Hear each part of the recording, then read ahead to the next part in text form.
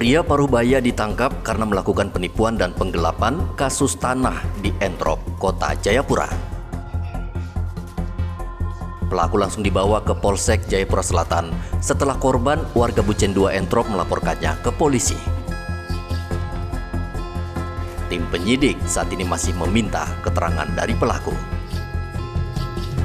Pelaku awalnya ingin menjual sebidang tanah dan satu rumah seharga 650 juta rupiah.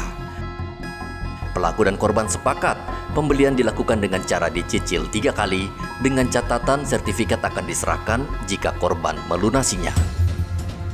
Namun selama beberapa bulan pelaku tidak menyerahkan sertifikat padahal korban sudah lunas mencicil. Jadi berawal dari adanya postingan di sosial media terkait dijualnya objek sebidang tanah beserta bangunan.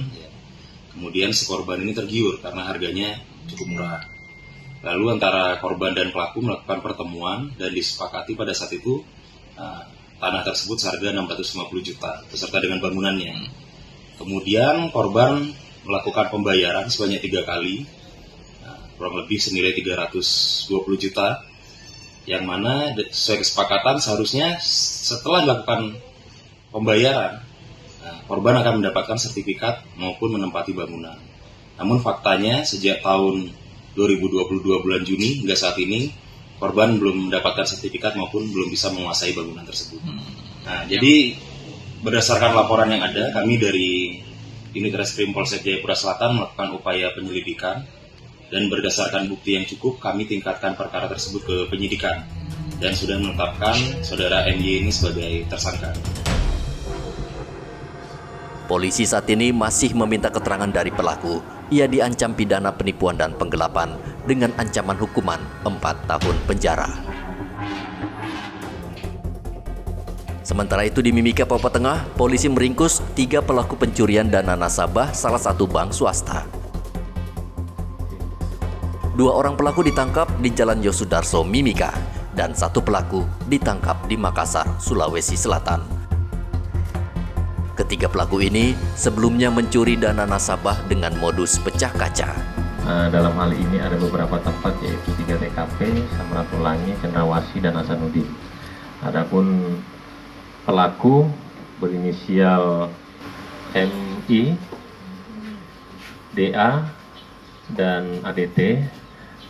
Ketiga pelaku ini selain bermain kejahatan di Kota Timika, ada di Makassar dan Kalimantan Timur, khususnya Samarinda. Kemudian barang bukti yang sudah diamankan berupa sajam, kemudian jam, uang tunai, surat-surat kendaraan, surat tanah, kemudian dari pegadaian, dan lain-lain. Banyak juga barang bukti yang disita dari para pelaku. Modusnya itu adalah pecah kaca. Mungkin rekan-rekan sekalian mengingat waktu tahun 2020 pernah ada kejadian di nasabah BCA. Orangnya ini lagi. Dari tangan ketiga pelaku, polisi menyita sejumlah barang bukti yaitu sajam dan sertifikat tanah serta sebuah mobil. Ketiga pelaku terancam hukuman penjara maksimal 12 tahun. Arthur dan Igo melaporkan dari Kota Jayapura dan Mimika.